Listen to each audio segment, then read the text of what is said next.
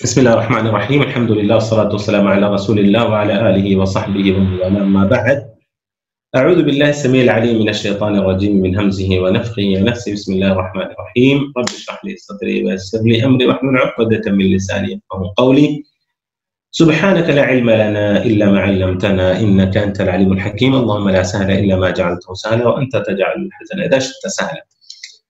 معزز طلبہ اور طالبات، انشاءاللہ چند منٹ ہمارے پاس باقی ہیں جس میں ہم العقیدۃ الواسطیہ کہ شیخ الاسلام ابن تیمیہ رحمہ اللہ کی بہت ہی اہم کتاب، خاص طور پر اسماء و صفات کا علم حاصل کرنے کے لیے اللہ عز و جل کے کہ ہمیں کس طرح اسماء و صفات پر اللہ کے ایمان لانا چاہیے، اس کے لیے ایک بہت ہی عظیم اور بہت ہی بہترین کتاب ہے جو ایک مدت سے ہم اس کو پڑھتے ہوئے آ رہے ہیں، اور ابھی احادیث کا سلسلہ ہم نے شروع کیا ہے جن کو شیخ الاسلام ابن تیمیہ رحمہ اللہ نے جمع کیا ہے، وہ احادیث جس میں اللہ عز و جل کے اسماء و صفات کا تذکرہ ہے۔ پچھلے ہفتے ہم نے جو آخر میں حدیث پڑھی تھی وہ تھا افضل الایمان ان تعلم ان اللہ معک حیث ما کنت۔ حقیقت میں اس حدیث کی میں نے تخریج دیکھی، صحت پر میں نے اس کا مطالعہ کیا تو یہ حدیث مجھے ضعیف ملی، لیکن بہرحال معنن تو یہ حدیث اپنی جگہ صحیح ہے۔ افضل الایمان اس لفظ سے، اس جملے سے ہمیں پتہ چلتا ہے اللہ کے رسول صلی اللہ علیہ وسلم سے کہ ایمان کم زیادہ ہوتا ہے، ایمان میں تفاضل ہے، ایمان میں کمی زیادتی ہوتی ہے، اسی لیے بات ایمان افضل بھی ہے اور غیر افضل بھی ہے۔ تو افضل الایمان، افضل ایمان یہ ہے ان تعلم ان اللہ معک، اور یقیناً جس انسان کا ایمان یہ ہو جائے کہ وہ تنہائی میں ہے تو اللہ اس کو دیکھ رہا ہے، وہ کمرے میں بند ہے، بیڈ شیٹ کے اندر بھی ہے، تب بھی اللہ تعالیٰ اس کو دیکھتا ہے، رات کی تاریکی ہو کہ دن کا اجالا ہو اللہ تعالیٰ اس کو دیکھ رہا ہے۔ اگر انسان کا یہ ایمان ہو جائے تو یقیناً وہ افضل ایمان ہوگا اور اس کا ایمان بہت ہی اونچے لیول پر ہوگا، اس کا کمال درجے تک اس کا ایمان پہنچے گا۔ جو انسان ہمیشہ یہ ایمان رکھے کہ اللہ رب العالمین، یہ علم رکھے کہ اللہ رب العالمین اس کے ساتھ ہے، وہ جہاں کہیں ہے۔ تو اس حدیث میں ہم نے یہی بتایا تھا کہ جو شاہد ہے وہ ہے ان اللہ معک، اللہ رب العالمین آپ کے ساتھ ہے۔ تو اللہ عز و جل کی معیت کس طرح ہے اس پر ہم نے کافی مرتبہ بات چیت کر لی ہے کہ اللہ عز و جل کی معیت، اس کے علم، اس کی قدرت، اس کی طاقت کے ذریعے اللہ رب العالمین ہمارے ساتھ ہے۔ آج جو حدیث ہم پڑھنے جا رہے ہیں وہ حدیث بخاری اور مسلم کی روایت ہے، حديث معاوية بن الحكم السلمي. إذا قام أحدكم إلى الصلاة فإن الله قبل وجهه فلا يبصقن قبل وجهه ولا عن يمينه ولكن عن يساره أو تحت قدميه۔ اللہ کے رسول صلی اللہ علیہ وسلم نے فرمایا، ایک اور روایت ہے، اس میں راوی کہتے ہیں کہ اللہ کے رسول صلی اللہ علیہ وسلم نے دیکھا۔ اس حدیث کو روایت کرنے والے حضرت مالک، یہ نافع، حضرت عبداللہ بن عمر سے یہ حدیث مروی ہے جو میں آپ کے سامنے پیش کر رہا ہوں۔ عبداللہ بن عمر کہتے ہیں کہ رسول اللہ صلی اللہ علیہ وسلم نے قبلے کی دیوار پر تھوک کو دیکھا، قبلے کی دیوار پر تھوک کو دیکھا۔ ایک اور روایت میں صرف آپ صلی اللہ علیہ وسلم نے تھوک دیکھا۔ ایک اور روایت میں ہے کہ فی جدار القبلتی، کہ قبلے کی دیوار پر رسول اللہ صلی اللہ علیہ وسلم نے دیکھا۔ ایک اور روایت میں ہے کہ فی قبلۃ المسجد، مسجد کے سامنے میں آپ نے تھوک دیکھا۔ فحکہ بیدہ، تو رسول اللہ صلی اللہ علیہ وسلم نے اس کو کھریج کر اللہ کے رسول صلی اللہ علیہ وسلم نے اس کو نکال دیا۔ اور ایک روایت میں آتا ہے کہ رسول اللہ صلی اللہ علیہ وسلم ممبر مبارک پر یا ممبر پر تھے، ممبر سے آپ نے دیکھا، یہ جمعے کا دن تھا، نماز جمعہ کا وقت تھا، ممبر سے آپ نے دیکھا تھوک، اور رسول اللہ صلی اللہ علیہ وسلم ممبر سے اترتے ہیں اور آپ اس کو صاف کرتے ہیں اپنے ہاتھ سے، اور پھر اس کے بعد ایک اور روایت میں ہے کہ رسول اللہ صلی اللہ علیہ وسلم نے زعفران منگوائے اور زعفران سے اس کو آپ نے کیا بولتے ہیں، اس کو زعفران سے اس کو زعفران لگا دیا، اس جگہ پر رسول اللہ صلی اللہ علیہ وسلم نے زعفران لگا دیا۔ اور اس کے بعد رسول اللہ صلی اللہ علیہ وسلم لوگوں کی طرف متوجہ ہوئے اور کہا کہ اذا كان احدكم يصلي اور یہ روایت جو ہم پڑھ رہے ہیں وہ ہے اذا قام احدکم الى الصلاۃ، یعنی نماز کا ارادہ کرے، یعنی نماز کی طرف متوجہ ہو جائے، نماز کے لیے کھڑا ہو جائے بندہ. یعنی اذا كان احدکم یصلی اس کے بعد کہا فإن اللہ قبل وجہہ، تو یاد رکھے وہ اس طرح نماز پڑھے کہ اللہ رب العالمین اس کے سامنے ہے. فإن اللہ قبل وجہہ، کہ اللہ عز وجل اس کے سامنے ہے. فلا يبصقن قبل وجهه، تو اپنے چہرے کے سامنے نہ تھوکے، ولا عن يمينه، اور اپنے دائیں جانب بھی نہ تھوکے، ولكن عن يساره او تحت قدمه، یا تو وہ بائیں جانب تھوکے یا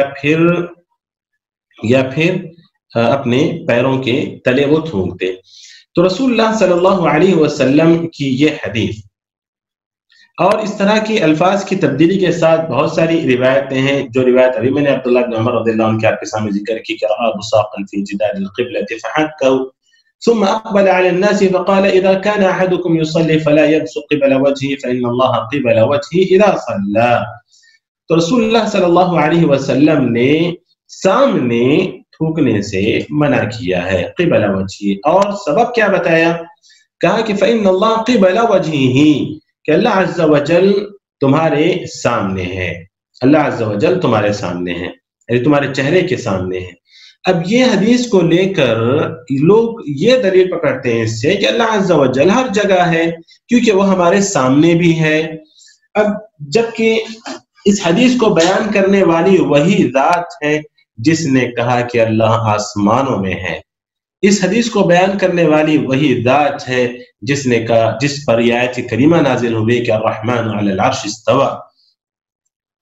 تو اس حدیث میں رسول اللہ صلی اللہ علیہ وسلم نے جو فرمایا ہے فإن اللہ قبل وجہہ، کہ اللہ تعالیٰ تمہارے یعنی اس کے چہرے کے سامنے ہے، جو نماز پڑھنے والا ہے اس کے چہرے کے سامنے. تو یہاں پر ایک بڑا اعتراض ہے کہ ایسے کیسے؟ تو واقعی کیا اعتراض ہے؟ کیا تعارض پایا جاتا ہے دو حدیثوں میں جیسا کہ لوگ بتاتے ہیں تعارض ہے، یا پھر اس کو مان لو کہ اللہ تعالیٰ ہر جگہ ہے؟ تو آئیے اس کا جواب میں آپ کو دے دوں کہ اللہ عز و جل ہمارے چہرے کے سامنے ہے. تو محدثین کہتے ہیں کہ ہاں اللہ عز و جل ہمارے چہرے کے سامنے، ہم اس سے کوئی تعارض نہیں ہے حدیث میں، دونوں حدیثوں میں، جس میں اللہ کے رسول نے فرمایا کہ وہ آسمانوں میں. قرآن کی تو بہت ساری آیتیں، اور یہاں اللہ کے رسول صلی اللہ علیہ وسلم فرماتے ہیں کہ وہ اس کے چہرے کے سامنے ہیں، تو کسی طرح کا کوئی تعارض نہیں ہے. پہلی بات کیوں؟ جواب کیا ہے اس کا؟ کہا کہ ہاں اللہ عز و جل ہمارے سامنے ہے، وہ عرش پر مستوی ہے، لیکن جو نماز پڑھنے والا شخص ہے اللہ عز و جل اس کے سامنے ہوتا ہے.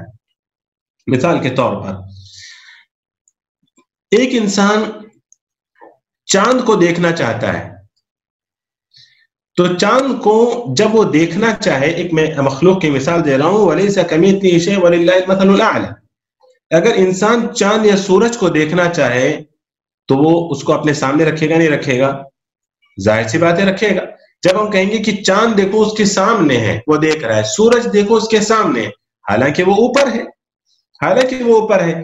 جو انسان نماز پڑھتا ہے اور اللہ عز و جل کی رضا کے لیے پڑھتا ہے، اور نماز کے متعلق ہم جانتے ہیں وہ دعا ہے، نماز، وہ جب نماز ادا کر رہا ہے اور اللہ عز و جل کی خاطر ادا کر رہا ہے، وہ اللہ سے کچھ مانگنا چاہتا ہے، تو کیا ہم نہیں کہیں گے کہ اللہ عز و جل اس کے سامنے ہے؟ بالکل. اگر ہم مثال بھی یہاں پر دینا چاہیں وَلَيْسَ كَمِثْلِهِ شَيْءٌ، تو ہم کہیں گے کہ اللہ عز و جل بالکل مصلی کے سامنے ہے. اسی لیے پہلے نبی صلی اللہ علیہ وسلم نے کہا کہ ان تعبد اللہ الاحسان ان تعبد اللہ كأنك تراه فإن لم تكن تراه فإنه يراك، کہ اللہ عز و جل ہمارے سامنے ہے. اس کے علاوہ ابن عثیمین رحمہ اللہ کہتے ہیں، شیخ الاسلام ابن تیمیہ رحمہ اللہ اسی حدیث کی شرح میں کہتے ہیں کہ اذا قام احدكم الى الصلاة فإن الله قبل وجهه فلا يبصق قبل وجهه، کہتے ہیں کہ حق على ظاہری وهو سبحانه فوق العرش وهو قبل وجه المصلين، اللہ عز و جل عرش پر مستوی ہے اور وہ مصلی کے چہرے کے سامنے ہے. بل هذا الوصف يثبت للمخلوقات، کہتے ہیں کہ اس طرح تو مخلوقات کے لیے بھی ہم بولتے ہیں. کہتے ہیں مثلا فإن الإنسان لو أنه يناجي السماء أو يناجي الشمس والقمر لكانت السماء والشمس والقمر فوقه وكانت ايضا قبل وجهه. وہی بات جو میں نے کہا، شیخ الاسلام ابن تیمیہ رحمہ اللہ کہتے ہیں کہ انسان بھی اگر وہ آسمان کی طرف متوجہ ہونا چاہے تو آسمان اس کے چہرے کے سامنے ہوگا، وہ سورج کی طرف دیکھنا چاہے تو سورج اس کے سامنے ہوگا، وہ چاند کی طرف دیکھنا چاہے تو چاند اس کے سامنے ہوگا، تو اوپر بھی ہوگا اور وہ آپ کے چہرے کے سامنے ہوگا، تبھی ہم کہتے ہیں چہرے کے سامنے ہے. دوسری بات شیخ الاسلام ہمارے علامہ ابن عثیمین رحمہ اللہ کہتے ہیں کہ اس حدیث کے اندر دلیل ہے، اس حدیث میں دلیل ہے کہ اللہ عز و جل مصلی کے چہرے کے سامنے ہوتا ہے، مصلی کے چہرے کے سامنے ہوتا ہے، اور اللہ عز و جل مصلی کے چہرے کے سامنے ہوتا ہے، اس کی شائع شان میں ہوتا ہے، اس کے شائع شان ہوتا ہے. اگر ہم اس بات کو مان لیں تو پھر اس بات کی نفی نہیں ہوتی جس میں اللہ کے رسول صلی اللہ علیہ وسلم نے کہا کہ وہ آسمانوں میں ہوتا ہے. وجہ تین وجوہات ذکر کی شیخ الاسلام علامہ ابن عثیمین رحمہ اللہ نے، تین وجوہات ذکر کی. پہلی وجہ کہا کہ اللہ کے رسول نے کہہ دیا، بس بات ختم. اللہ کے رسول صلی اللہ علیہ وسلم ایسی کوئی بات نہیں کرتے جس میں تعارض ہو، ٹکراؤ ہو، ایسی کوئی بات پہلے نبی صلی اللہ علیہ وسلم نے نہیں کی. یہ پہلی بات ہمیں مان لینا چاہیے. دوسری بات کہ جیسے شیخ الاسلام ابن تیمیہ رحمہ اللہ کا جو قول ہے ابن عثیمین نے اسی کو کوٹ کیا، کہا کہ اگر ہم مان بھی لیں کہ اللہ عز و جل سامنے ہے تو کیا غلط ہے، اللہ عز و جل سامنے ہے تو کیا غلط ہے. چاند ہمارے سامنے ہوتا ہے، سورج ہمارے سامنے ہوتا ہے، آسمان ہمارے سامنے ہوتا ہے، حالانکہ وہ اوپر ہے. وَلَيْسَ كَمِثْلِهِ شَيْءٌ وَهُوَ السَّمِيعُ الْبَصِيرُ. یہ تیسرا ان کا جواب یہ ہے کہ اللہ عز و جل ہوتا ہے سامنے، وہ عرش پر بھی ہوتا ہے، وہ سامنے بھی ہوتا ہے. مانو اس بات کو. کیوں یہ کہتے ہو کہ اللہ اگر ہمارے سامنے ہو جائے تو وہ عرش پر نہیں ہوگا؟ یہ کیوں مانتے ہو؟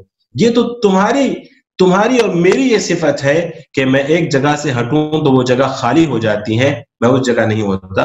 لیکن اللہ عز و جل لیس کمثلہ شیء، وہ عرش پر ہوتے ہوئے، وہ صفت علو سے متصف ہوتے ہوئے وہ ہمارے سامنے ہے.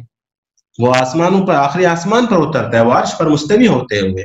اپنے سے تشبیہ نہ دو ورنہ گمراہی میں مبتلا ہو جاؤ گے. اس کے بعد یہاں پر رسول اللہ صلی اللہ علیہ وسلم نے آداب سکھائے کہ مسجد میں سامنے نہ تھوکو.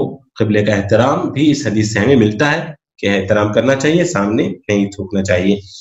ولا عن یمینہ، کہا کہ دائیں جانب بھی نہیں، کیونکہ ظاہر سی بات ہے کہ دائیں جانب یقیناً مبارک ہوتا ہے بنسبت، افضل ہوتا ہے بنسبت بائیں جانب کے. اس لیے رسول اللہ صلی اللہ علیہ وسلم اپنا ہر کام دائیں جانب سے کرتے تھے. کان یحب التیامن فی کل شیء. لیکن بائیں جانب یا پیر کے نیچے تھوک سکتے ہیں. لیکن فی الحال کی جو مساجد ہیں، علماء نصیحت کرتے ہوئے کہتے ہیں فی الحال کی جو مساجد ہیں انسان اپنے ساتھ رومال کو رکھے، ٹشو وغیرہ کو رکھے، اگر ضرورت پڑی تو اس میں تھوک لے اور پھر اس کو رگڑ دے تاکہ وہ اس کی اصل کیفیت میں یا اس کی اصلی کیفیت میں وہ باقی نہ رہے. میرے خیال میں فی الحال ہم یہاں پر رکتے ہیں، ٹائم چونکہ ختم ہو گیا ہے، شیخ محترم کے آنے کا ٹائم ہے، تو انشاءاللہ پھر ہماری ملاقات ہوگی اگلے ہفتے. تب تک کے لیے اجازت دیجیے گا. اللہ تعالی ہم سب کو نفع بخش علم عطا فرما، ہر طرح کی بدعقیدگی سے اللہ تعالی ہمیں ہماری حفاظت فرما اور ہمیں پکا سچا موحد بنا. آمین. وصلی اللہ وسلم وبارک علی نبینا محمد وعلی آلہ وصحبہ اجمعین والحمد للہ رب العالمین.